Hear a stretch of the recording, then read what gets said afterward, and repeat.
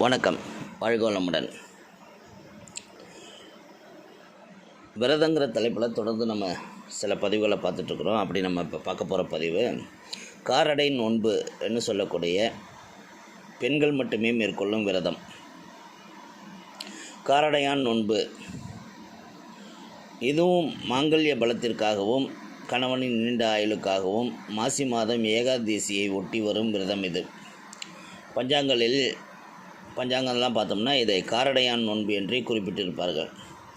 கலசத்தில் தேங்காயுடன் மாவிளைகளை வைத்து சந்தனம் குங்குமம் வைத்து மஞ்சள் கயிறு ஒன்றை கலசத்தின் கழுத்தில் சுற்றி வைத்துவிட வேண்டும். சூரிய உதயத்திற்கு முன் கார அடை செய்து பழம் பொறி கற்பூர தீபங்களுடன் கலசத்தை காமாட்சி அம்மனாக பாவித்து நிவேதனம் செய்து வணங்க வேண்டும். கார அடை, ரவிக்கை துண்டு, மஞ்சள், குங்குமம் ஆகியவற்றை சுமங்கலி பெண்களுக்கு தந்துவிட்டு கலசத்தில் சுற்றியிருந்த மஞ்சள் கயிறு எடுத்து கழுத்தில் அணிந்து கொள்ள வேண்டும்.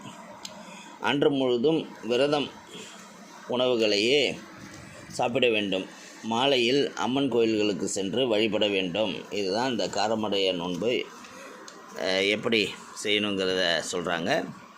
பலன்னு பார்த்தா கணவனின் நீண்ட ஆயுள் பெருகுவதற்காக செய்யக்கூடிய நோன்பு காரடையான் நோன்பு.